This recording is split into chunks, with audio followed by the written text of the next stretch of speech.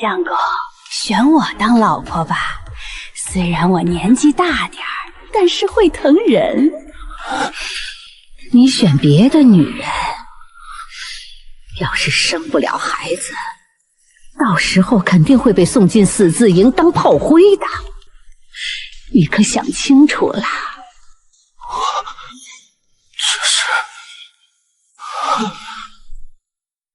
穿越了。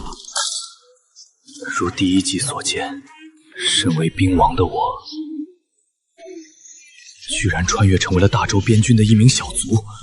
为了不被丢去死字营当炮灰，我不得不在一群罪女中挑选妻子，却一眼相中蜷缩在角落的落难千金苏清燕。可没想到刚娶回家，武长刘武竟要我把媳妇儿送去给他暖船。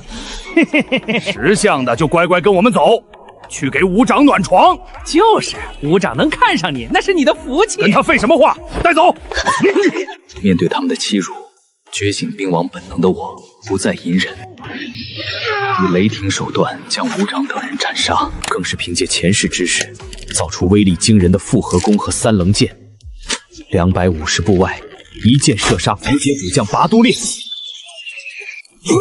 大败胡杰精锐。就在我以为能在边关站稳脚跟，准备领功得赏时，你不该杀刘武，他再草遭，也毕竟是我的小舅子。现在你杀了他，我得拿你抵命。张大人何出此言？刘武长是死于胡杰探头之手，怎么能说是我杀了他？那你告诉我，为何其他人都死了，唯独你活了下来？因为属下身手好。看来你是不见棺材不落泪了。把人带上来。武恩，你是刘武的兵，现在你如实交代，刘武是怎么死的？你不必担心，本参军在此，只要你所言属实，定会为你做主，而且还会给你记检举之功。回禀大人，当日属下被基伯达所伤，未能前去巡边。后来听说刘武长等人全部死在巡边途中，只有基伯达活了下来。刘武因为贪图基伯达领来的媳妇儿，想要据为己有，彼此已经发生过冲突。哦，竟有此事。结果这次巡边后，死掉的却是刘武等人，所以我推测，他们当时肯定是遇到了胡杰斥候。一番激战之后，他们干掉了胡杰斥候，基伯达却趁机偷袭，将刘武等人也一并干掉，然后将他们的死因归结于胡杰斥候。基伯达，你还有什么话说？张大人，刚才吴恩所说大多是他的臆测，并无实质性证据。当日遭遇胡杰斥候的情况，属下已据实禀报。如果张大人非要将刘武长的死归结在我身上，属下无话可说。张大人，此事我当日已经派人核实过，大致与基伯达所说一致。而且刘武、周武以及王二柱三人的伤口我也亲自看过，确实是死于胡杰人的弯刀与铁剑。陈振江，你可知道包庇残害同袍的凶手，哪怕你身为校尉，也是要杀头的。我自然知道，但我所言句句属实。好，很好。你说此前基伯达伤了你？是的，大人。大胆基伯达，竟然对同胖兄弟下此死手，你可知罪？属下知罪。本以为基伯达会为自己辩解，如此一来自己便可借题发挥嘛，处置他。没想到他竟然直接认罪了。念在你杀敌有功的份上，罚你10军帐，同时补偿吴恩10两银子的汤药费。另外，战功奖赏减半。属下领命。小子，今日让你躲过一劫，但不要以为就这么完了。你最好祈祷不要让我查出什么。如今没了靠山，基伯达若想报复自己，那自己一定会死得很惨啊！你不用紧张，我基伯达不是那么小气的人，回头我会让人把银子给你送过来，你可以走了。啊！刚才实在是太险了，我生怕你沉不住气。我还好，反倒是校尉大人比我还紧张。你这不是废话吗？要是事情败露，我也得跟着遭殃。你刚才想都没想直接认罪，是因为苏清县吧？你小子有情有义，我没看错你。走，媳妇儿，带你去买衣服。掌柜的，把最好的料子拿上来。哟，凌彪长，您这是带夫人来做新衣？把好料子都拿出来，让我娘子挑选。年前才刚从灵州进了几匹上好锦缎，我这就拿出来给二位挑选。相公，要不咱们还是到别家看看吧，得为以后的日子精打细算呢。夫人，这街上除了本店，再也找不到这么好的锦缎，而且不瞒您说，这几匹料子已经压手里几个月了，一直卖不出去，我都准备退回去了。如果二位要的话，我可以给你们成本价。行，我们全要了。全要？对，娘子喜欢就行。掌柜的，你看能做几套衣服？一起算算。然后先把红色做成喜服，3日后咱们成亲要穿。哟，林彪长要成亲啊，那我一定要来讨杯喜酒喝。相公，咱们成亲，你准备请哪些人啊？人太多的话，估计小院容不下。咱们到时候就在军营大摆宴席，宴请所有人。啊，那得花多少银子啊？娘子不用担心，我这次的赏金可是足足2000两，花不了多少银子的。而且成亲这种喜事，一辈子就一次，当然要跟所有人分享了。相公，你刚刚说什么？我说，成亲一辈子就一次，自然是要跟所有人分享啊。呸！相公可千万别这么说。娘子，你怎么了？相公有勇有谋，将来肯定能立下更多战功，封王拜将也不是不可能。到时候得多纳几房小妾，怎么能说一辈子就成一次亲呢？纳妾？对啊，相公要是不纳妾，别人会说我不懂事儿的。娘子，我这辈子能娶到你就足够了。相公，遇到你也是小离这辈子最大的福气。大家3天后都来喝我的喜酒哈，不许随礼。恭喜姬彪长啊！姬彪长现如今可是狼风口的英雄人物，能喝到您的喜酒都是我们的福气啊！校尉，请您去一趟。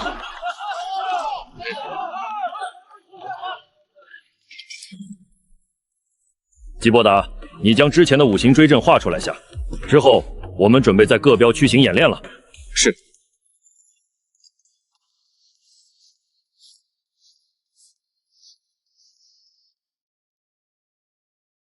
这段时间我私底下也没少对这战阵进行拆解研究，本以为自己已经掌握了8成，听完季伯达的讲解，我才发现自己所掌握的不过冰山一角啊！此阵看似简单，实则精妙绝伦。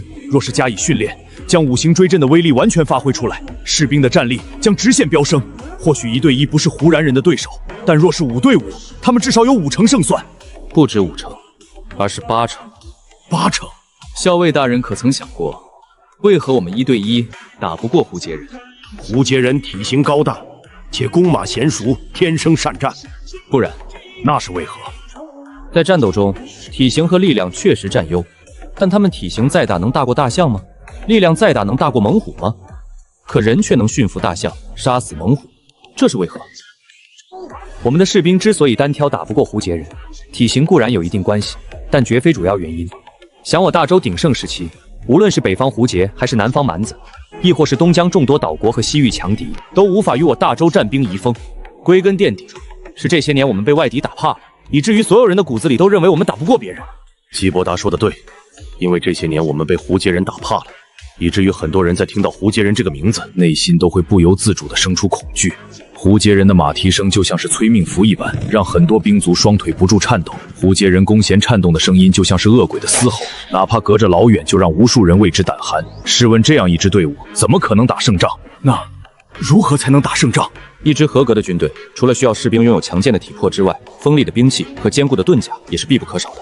但若想成为一支优秀的军队，除了这些，还要有严明的纪律，要求上至主将，下至每一位士兵都能做到令行禁止。但想要成为一支纵横沙场的无敌之军，以上这些只是最基本的条件。纵观历史，细数那些常胜之军之所以能横扫疆场，所向披靡，甚至很多时候能以少胜多，不难发现他们身上都有一个共同特征，那是什么？那是勇往无前的气势，舍我其谁的霸气，以及视死如归的决心。战阵如棋，落子无悔，兵锋所指，万灵尽生。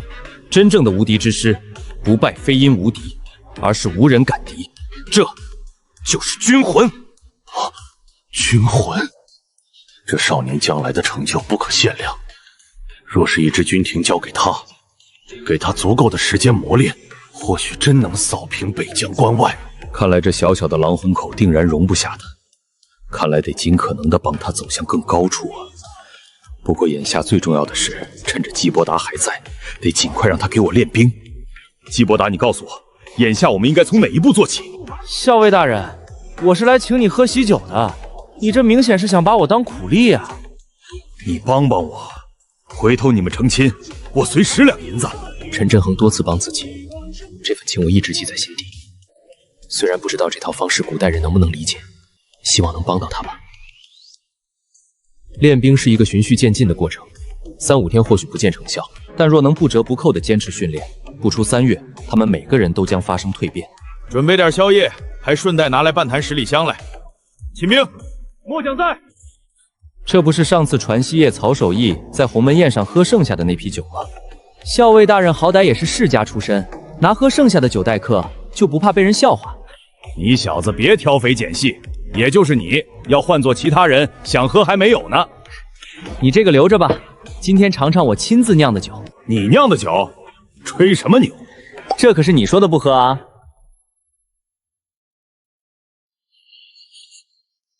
好香！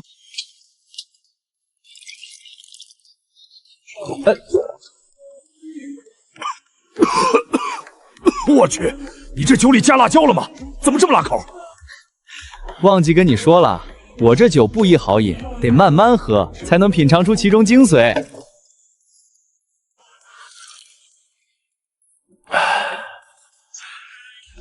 这世间竟然有如此美酒，这酒叫什么名字？你从何处得来？都说了是我自己酿的，你怎么就不信呢？那你这酿酒之法从哪儿学来的？那书封已经损坏了，只有部分内容。你小子防着我是吧？我真怀疑你不是这个世界的人。莫非陈振阳知道了自己的穿越者身份？我听小玲说，校尉大人出身关陇世家，自幼饱读圣贤书，为何选择来这边关过刀口舔血的日子？我跟祖上确实辉煌过，但如今家族严没落，一出生便被家族寄予厚望，从小便背负上重振门楣、光宗耀祖的使命。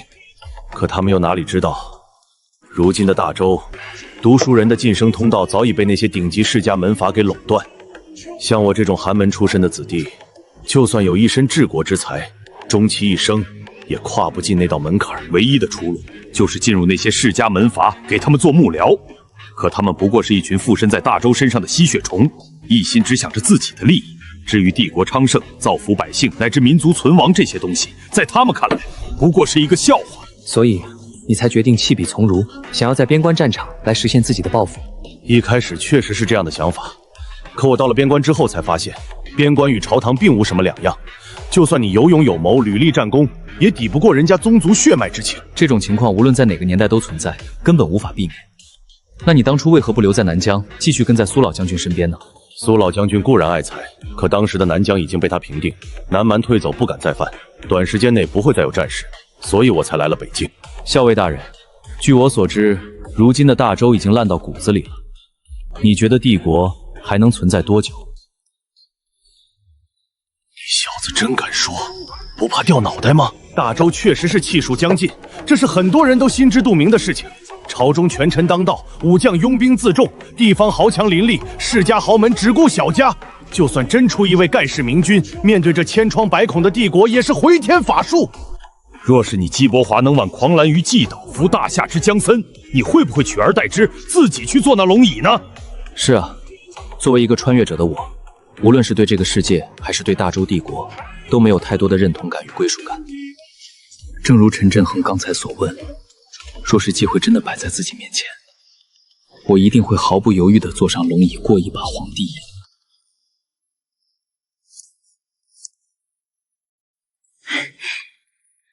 相公回来啦？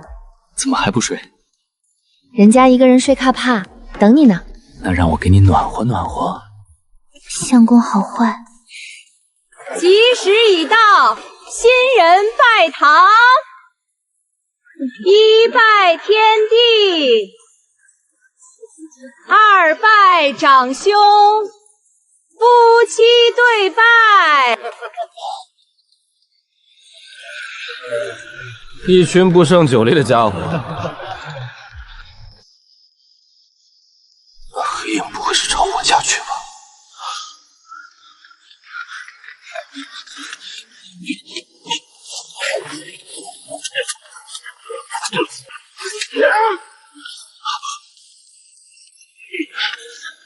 要知道，就算是前世高手如云的特种部队，我也是数一数二的近战好手。可眼下仅一个回合，竟然落于下风。相公，是你吗？没事，别出来，危险！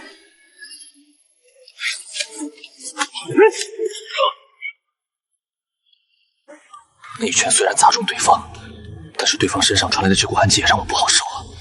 现在整个条右臂如遭雷石，心如突突乱跳。相公，你没事吧？娘子，快进屋！贼人，看招！别来无恙。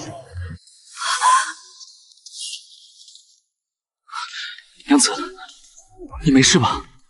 鸡兄弟，你没事吧？没事儿，喝大了，不小心摔了一跤。你可悠着点儿，别摔个鼻青脸肿，大家还以为你被弟妹给揍了呢。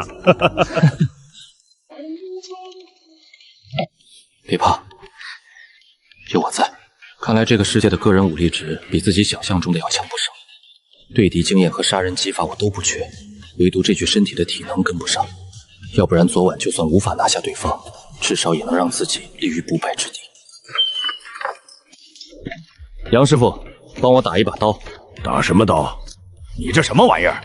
刀不像刀，剑不像剑，哼，中看不中用的绣花枕头。枉你当了大半辈子铁匠，本以为你是个识货的主，不曾想你跟其他人一样，都是有眼不识金镶玉。鸡二狗，你竟敢在老夫面前大放厥词！真以为请我喝了几坛酒，老夫就不敢揍你了？我这把刀可轻松斩断马腿，还能轻松穿透胡扯人的铁甲。你要是不信，咱俩打个赌如何？赌就赌，我怕你不成？你要是输了，以后每天给我送一坛酒。没问题。要是你输了咋办？切，我要是输了，以后你来打任何东西，我一律不收钱。好，赌了。每天一坛酒，你小子可不许反悔。行，不过有一点我得事先声明，断刀的每一个步骤都得按照我的要求来。行，都依你。这炭不行，得处理一下。臭小子，你疯了！这炭可是花银子买的，你这么糟践了还怎么烧？嚷嚷啥呀？一会儿你得感谢我。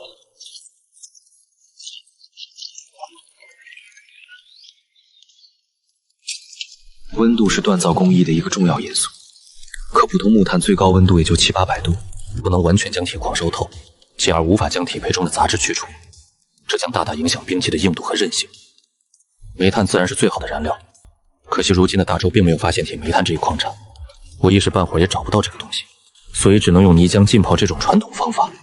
通过泥浆浸泡之后，可以将温度提升到1000度以上，勉强能够满足要求。接下来便是烧矿，这些技术我并不熟悉，只能靠杨铁匠一个人操作了。平时需要烧大半个时辰才融化的铁矿，现在只用了不到半个时辰就融化了，而且化得非常彻底。莫不是跟基伯达之前用黄泥浆浸泡木炭有关系？杨铁匠，这铁胚需要反复折叠15次，然后用大铁钳夹住铁边的两端，将其扭成麻花状。你小子没完了你！你还想不想喝酒了？看你小子能变出什么来！等等，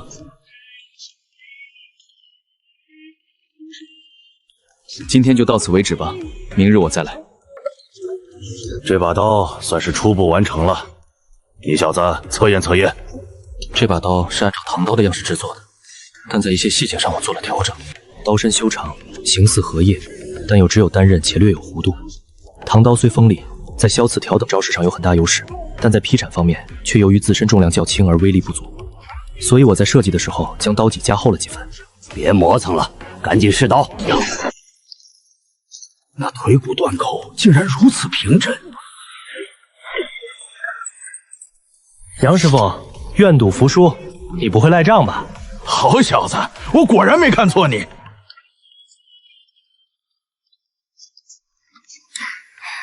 夫君回来了，娘子自己吃就行了，不必等我。那怎么成？夫妻之间肯定是要同吃同睡的。校长，校尉大人让我通知您，马上过去一趟。昨晚巡边的5名边军失踪了，已经派人去现场了，并未找到尸体。但却发现了打斗的痕迹和少许血迹。莫非他们跟自己上次一样遇到了胡绝斥候？如果是这样的话，那5名斥候估计已经死了。既然对方干掉了5名边军，那他们极有可能已经潜入了狼风口。若真是这样，事态的严重程度丝毫不亚于胡绝大军兵临圣尘。对方既然是从险要小道潜进来的，人数肯定不会太多，而且能够被敌方派来执行如此重要的任务，必然是赤手中的精锐。对方要是隐匿在关内，想要将其找出来就太困难了。大家都说说吧，眼下怎么办？最要紧的是把那支潜入狼风口的斥候小队找出来，不然恐成祸患。可问题是，狼风口地形复杂，对方若是藏匿起来，想要找到他们谈何容易？这还不简单，我们直接动用所有兵力将狼风口翻个遍，就算掘地3尺，也要把他们挖出来。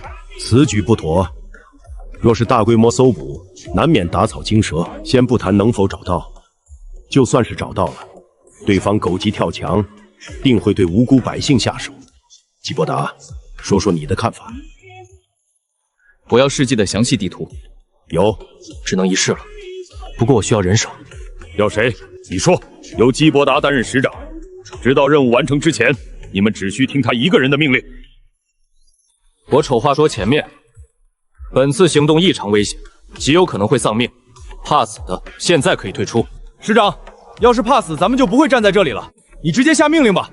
第二点，从现在开始，你们需要无条件执行我的命令。如果做不到，现在退出。如果师长你下的命令是错误的呢？也必须执行吗？是。为什么？如果这个命令真的是错的，那也是我事后要承担的后果。当然，我作为使长，我会对你们每一个人负责，这是我的职责，所以我不允许自己犯错。还有问题吗？你有多少把握？不知道，只能一试。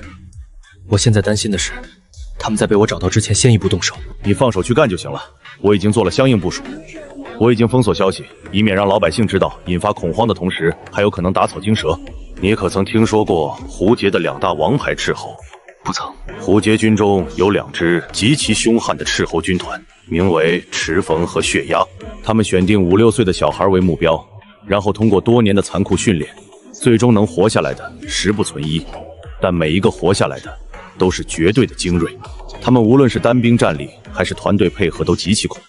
曾经一营北疆边军遭遇了一支10余人的血鹰小队，结果这500周军险些被对方屠杀殆尽。自此之后，北疆边军听闻血鸭之名，无不胆寒。你是说这次来的是血鹰军团？从现场的痕迹来看，咱们的人几乎没有反抗之力，而且现场处理得非常干净，几乎没有留下什么痕迹。这绝非一般的赤卫，加之胡杰人接连几次失利，派血鸭前来也不是不可能。若来的真是血鸭，不仅我们等人异常危险，整个狼风口都是岌岌可危。都是2个肩膀扛1个脑袋，就算来的真是血妖，我也要让他们有来无回。自己前世就是特种兵，正好领教一下血魔的实力如何。麻烦你帮我照看一下小丽。放心吧，你不说，我也会派人看着。这一路上有7组脚印，说明对方至少有7个人，而且从脚印消失的方向判断，对方现在极有可能躲在世纪之中。师长，世纪上有几百户人家，咱们总不能挨家挨户搜吧？真要这样，对方听到风声早就跑了。你们假设一下自己是对方，会选择躲藏在市集的什么位置？首先肯定不能藏在市区中间区域，这样很容易陷入围困，而且暴露的风险也会加大。你们觉得呢？如果是我肯定选一个视野开阔的地方，给自己留下退路。其次是足够毙命，避免与人接触。这些胡贼潜入之后，肯定会第一时间杀害老百姓，以此来确保自身行踪不暴露。看来只能等到明日，看哪家没有人出门，就可以缩小目标范围。潜藏在暗中的敌人就像一把利剑，随时有可能发动致命一击。我们没有时间了，天亮之前必须将人找出来，并将其干掉。你们有没有想过，如果那家人已经被胡绝人买通，或者说，那本就是胡杰人安插在狼风口的一个据点呢？啊，不会吧！我也不相信咱们拼命保护的人会出卖我们，但在战场上，哪怕是1/1000的可能性都要考虑进去，因为我得对你们每一个人负责。师长，咱们接下来怎么办？没有办法，只能一处处查。一炷香之后，在这里碰头，这是他们给自己留的退路。而且这家人的房屋并不与其他房屋相连，最近的也有30余丈，可以说房屋四面八方都可以突围，这无疑是给行动增加了难度。我找到他们了，时间紧迫，我只说一遍。黄勇，你在路口附近伏击，守住后门。是。石萌，你配合黄勇，务必将后门守住。是。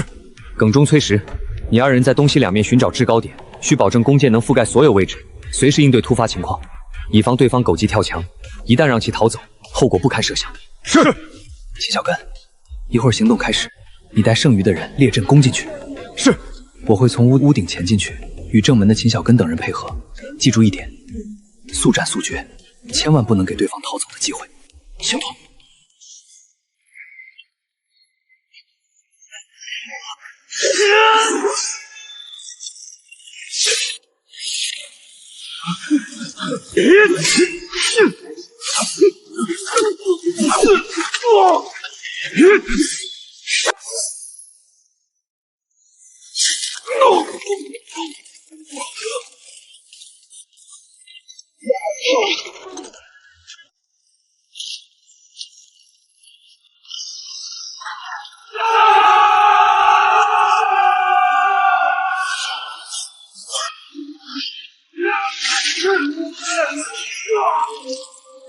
总感觉哪里不对劲，那里是崔实所在的位置。刚才我只看到耿忠一个人放箭，按理说崔实的位置视野更好，距离也更近。若是他配合的话，对方连逃走的机会都没有。可崔实却迟迟没有放箭。崔实被杀，怎么会这样？还有漏网之鱼。原地等我，不准跟来！我知道对方一定就藏在锁龙林中的某个角落等着我。如果不能将其击杀，我没办法对死不瞑目的崔实交代，无法对死在屋里那对中年夫妇交代，也无法对自己交代。从崔实的死状来看，对方的实力非常恐怖，以至于崔实几乎都没有反抗之力，甚至连发出警示的机会都没有。或许我们还没行动的时候就已经被此人发现了。他先是给屋里那行血压斥候传讯，然后迅速逃了出来。这也是为何在行动之前我听到屋内有异动的原因。奈何当时情况紧急，我并未注意到这一细节。脚印消失了。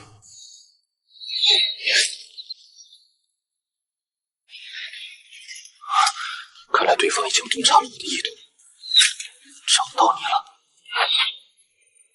只剩下最后一针铁剑了。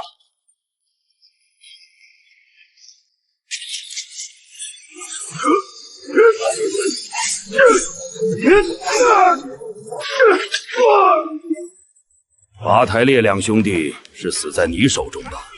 不错，是我杀的，而且我马上送你下去见他们。哼哼，你要是知道我是谁，你就断然不会说出这样的话。对于死人的身份，我不感兴趣。年纪轻轻，口气倒不小，真以为我这百夫亭是吃素的吗？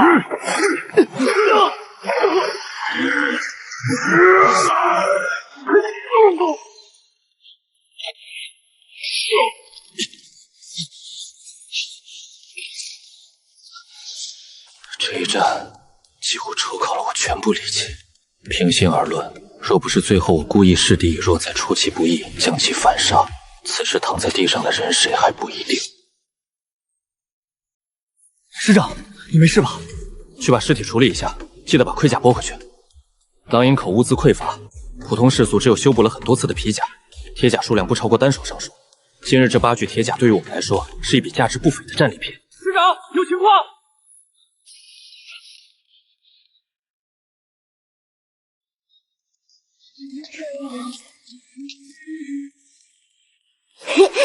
娘，你是谁？我娘呢？你爹娘去城里办事去了，让我来接你。你骗人！娘说了，只要我躲在这里，不让爹爹找到，就给我买糖吃。孩子，你爹娘去了很远的地方，从今天起，我的家便是你第2个家。你们怎么样？回禀校尉大人，8名血压探星已经全部被斩杀，我方一死一伤。原来我们斩杀的竟然是永明赫赫的探修王牌血压。哎，金狼刀，季兄弟，这刀你从哪儿得来的？这种金线刀只有胡杰军中的一军主将才有资格佩戴。莫非这次敌人的小队里有一名胡杰将军？除了一军主将之外，血压军团的百夫长也是佩戴这种金狼刀。那岂不是说是一名血阳军团的百兰长？你们说的应该就是那家伙了。这才多久？如此显赫的战功，就算是放眼几百年大周帝国，也是殊为罕见的存在啊！叔叔，怎么了？你抱我离开时，我都看到了。叔叔已经给你爹娘报仇了。相公，这是……回头跟你细说，先弄点吃的。饿了吧？我马上就去做饭。这孩子父母都被杀害了，我不放心他一个人，便将他带回来了。这孩子命也太苦了，要多吃饭哦，不然个子长不高的。长高了能成边军吗？想要成为边军，身高和力量都不能差。慢点吃，小心噎着。之前拔都烈与巴图尔两兄弟先后殒命于狼风口，定然引起了南征主帅拓跋烈的重视，所以这次才派一支血勇小队来查探虚实。当然，若是可能的话，他们不介意直接夺下狼风口。可如今那批探司全部伏击，就连那名血焰军团的百夫长也命丧狼风口，拓跋烈定然不会善罢甘休。接下来，狼风口将会承受他的雷霆之怒。一直以来，狼风口就像是一根钉子，死死钉在北疆防线的最前端，以至于胡杰大军不敢贸然挥军南下，因为狼风口随时可以出兵切断他的退路。正是因为这个巨大的隐患，以至于近些年来胡扎人多次攻打狼风口，想要彻底拔掉这颗钉子。如果不出意外的话，最多10天，胡扎大军便会直扑狼风口。守得住吗？守不住也得守。是啊，我们根本没有退路，守得住要守，守不住就死守。我已经派人将军情送往漠北节度府，让大将军派兵前来支援。虽然军情已经送出去，不过我心里却没底，因为刘武之死，张惠安极有可能从中作梗。按理说，年后的第一批粮草早就该到了，却迟迟没有动静。从刚收到的消息来看，徐必彦多半是死了。狼风口弹丸之地，竟折我3员副理。霍苍狼，末将在。若让你率兵攻打狼营口，你需要多少兵马？回禀主帅，只需1000精兵即可。若未能攻下，当如何？若末将未能攻下狼风口，提头来见。好，本帅任你为先锋主将，突曼、布罗2人为副将，率精兵3000，10日后起阵，踏平狼风口。末将领命。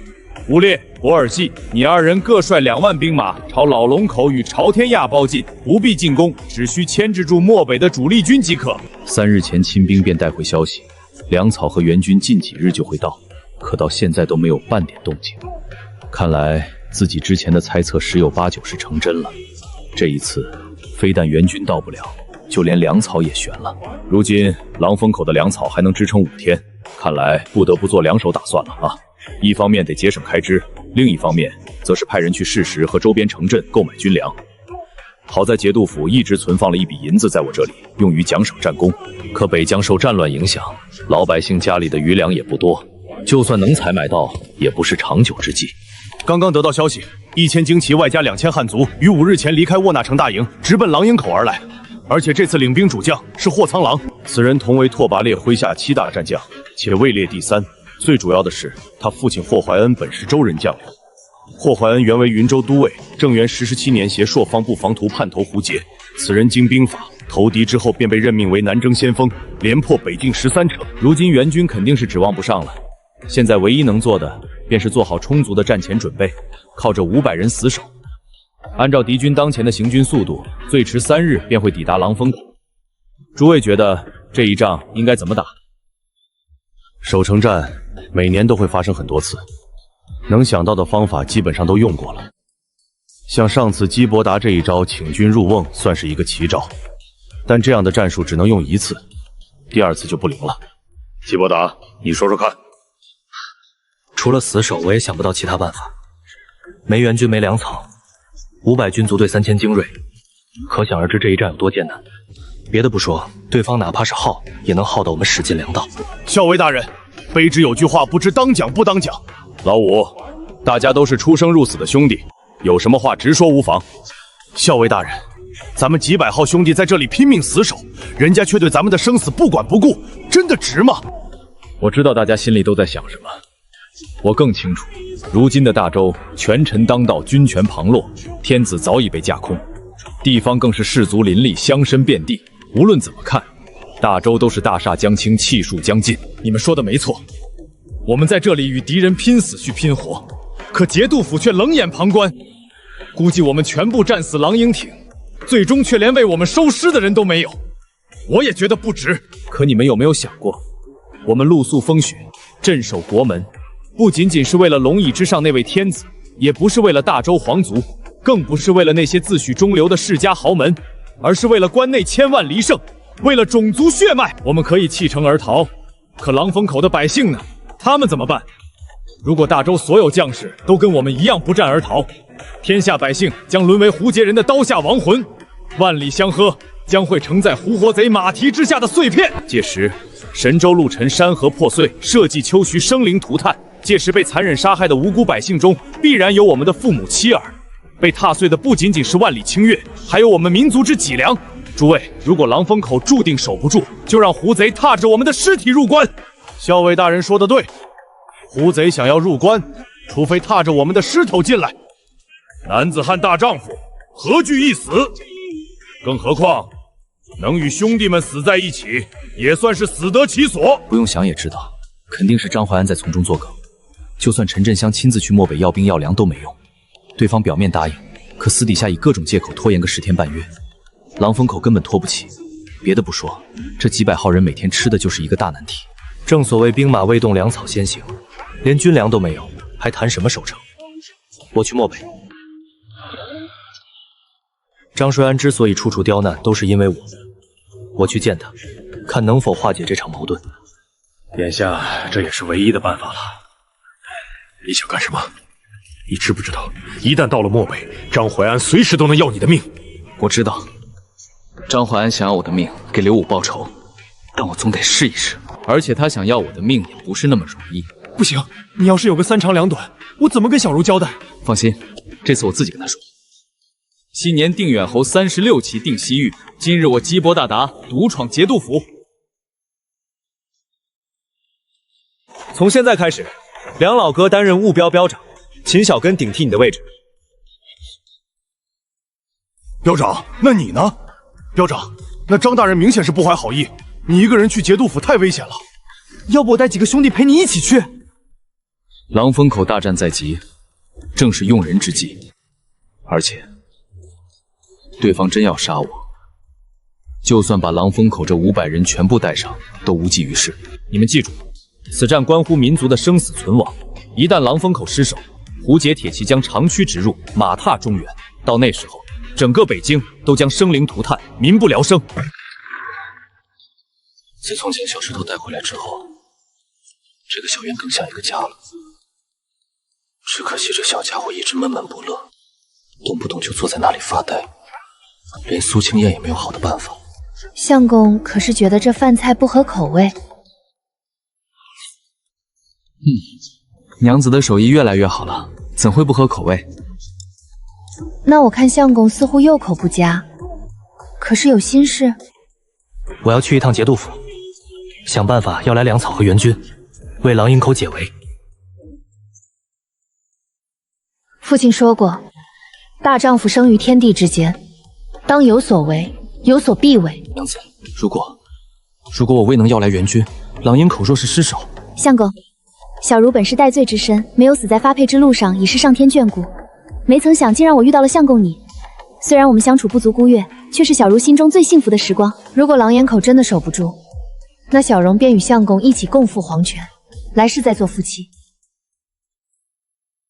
小石头，我要出门一趟，家里就剩你一个男人，你可得保护好你婶婶。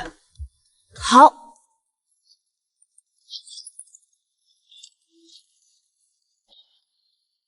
相公，小丽在家等你，一直等。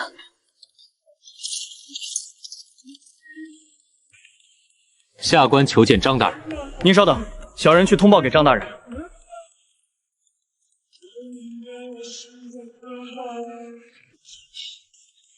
几位参军大人正在处理药物，让你先等着。基伯达虽然心里着急，但也只能等着。请问张大人那边还在处理药物吗？几位参军大人已经回去休息了，要不你还是明天来吧。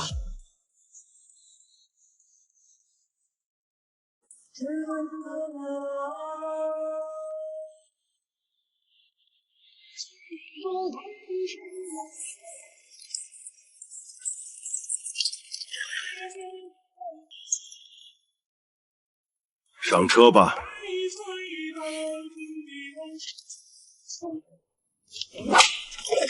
我知道你是为粮草和援兵而来。胡杰3000精兵已经抵达狼峰口外，随时准备发起攻城，仅靠500兵卒根本抵挡不住，而且所余粮草最多只能坚持3日，请大人立刻发兵发粮。你说这些，5日前我就已经知晓，而且我只需一道命令，援军粮草。不过我有一个条件。大人请讲，只要是卑职能做到的，义不容辞。很简单，用你腰间的战刀自刎，为刘武陪葬。大人，上次卑职已经说得很清楚了，刘武之死与我无关。你说的是你说的，信不信则是我的事。大人，狼峰口危在旦夕，一旦狼峰口失守，胡杰铁骑便再无阻碍，直逼龙脊关。还望大人公私分明，切莫延误了军机。你是在教我做事吗？卑职不敢。我最后再问你一遍，是你自己死，还是狼神口500军卒替你死？你若自刎，我连夜发兵驰援狼峰口。是自己死，还是让狼峰口500兵卒替他死？无论是前世还是今生，身为一名将士，若是血染沙场，马革裹尸，那也就罢了，又岂能死在这种小人手中？大人的要求，属下办不到。那就让狼峰口500兵卒等死吧。既然张淮安这条路走不通，那就只能想其他办法了。毕竟事关狼峰口500边卒和成千上万百姓的生死存亡，我不能轻言放弃。听说了吗？胡贼出动2路大军，直奔老龙口和朝天崖而来。是啊，以往不都是开春之后才开战的吗？今年胡察人为何这般着急？直觉告诉我，这2支胡杰军团的出动是为狼峰口的货仓郎打掩护，同时拖住飞龙城的主力大军。当然，若是漠北主帅卢振元不予应对，这2支军团便有可能假戏真做，直接对老门口和朝天崖发动进攻。胡杰兵分3路，出动如此规模的兵力，必然是对狼峰口志在必得。这位兄弟，能否拼个桌？请坐。能否讨一杯酒喝？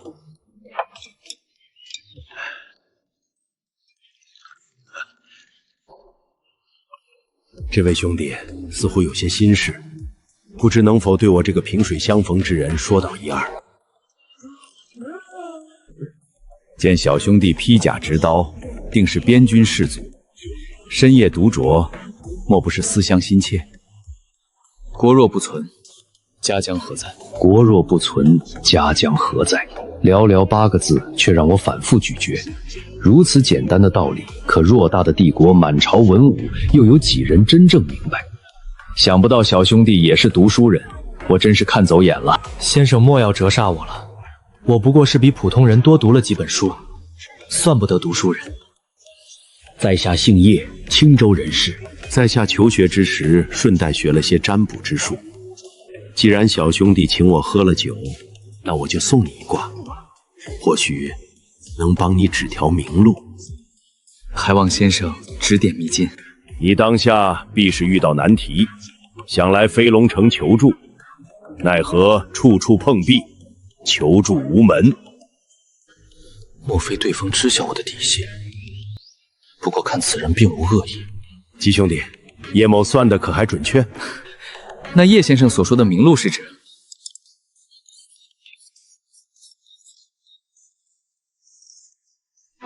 吉兄弟，叶某告辞。谋事在人，成事在天，后会有期。明日午时，五里亭。看来对方极有可能来自节度府。至于对方为会指点自己，我目前还猜不到。当然，我也不是没想过对方会对我不利。可思来想去，整个戒毒府就只有张怀安想要自己死。但以张怀安那高高在上的姿态，肯定不会多此一举。毕竟在他的眼里，我不过是一只蝼蚁。他不会亲自动手，而是让自己主动赴死。齐伯达兄弟，真的是你！原来正是昨日领自己到节度府的校尉江晓。校尉大人，我们又见面了。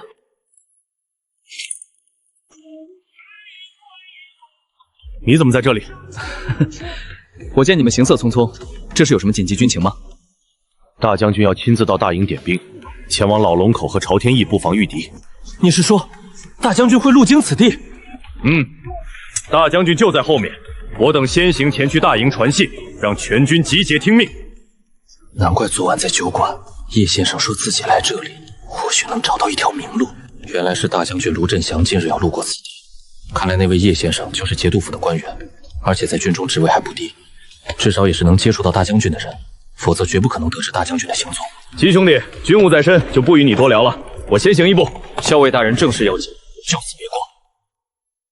现在已经知道大将军要路过此地，自己要做的就是将其拦下来，这是我唯一的机会。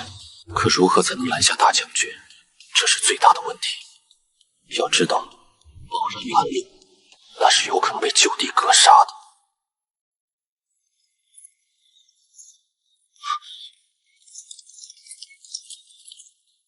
居然是张怀安！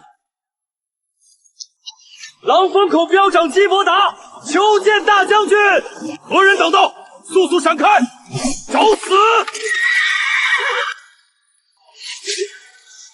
没想到这小子竟然找到了这里。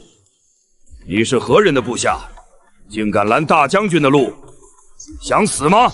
竟是叶先生！果然如自己猜测那般。他果然是大将军身边之人，从衣着来看，应该跟张怀安一样，都是大将军麾下的参军。绝不能让这小子见到大将军。樊校尉，此人来历不明，以下犯上，定是心怀不轨，速速拿下。慢着，大将军，此人怕是要对你不利，切莫靠近。老夫征战半生，什么刀山火海没趟过？区一个少年，又何则倒哉？你是何人？属下狼风口陈振江麾下镖长基伯达，求见大将军。前不久，我似乎在寝宫簿上见到过这个名字，不是连杀胡界2名主将的那小子吗？你可知延误军机该当何罪？情况紧急，属下也是迫不得已。带他去大营。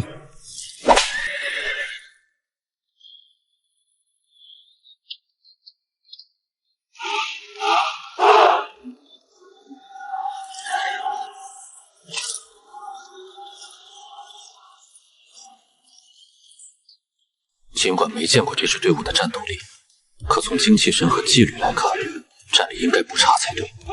为何会连连败给胡界人？跟我来。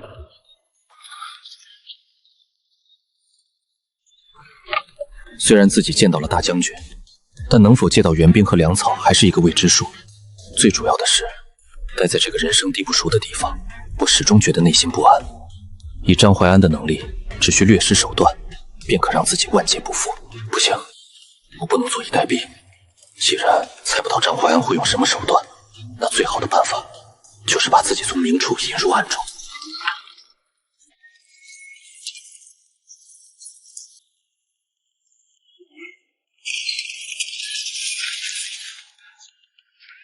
人跑了怎么办？我去禀告张大人，你们赶紧快使去，都帮我去找。是。站住！站住！为何追自己，但肯定不是好事。整个北疆大营想要对自己不利的，也就只有张怀安，自己绝不能落入他的手中。站住！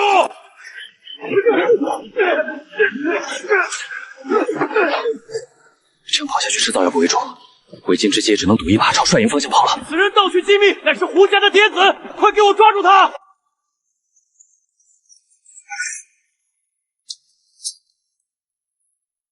给我拿下！住手！叶大人，此人乃是胡家人的嫡子，盗取机密被我等发现，正要将其拿下。嫡子都摸进漠北营来了，樊校尉马上去查实，今日是何人值守，全员问斩。如果证明他不是嫡子，罗校尉是不是要给个说法？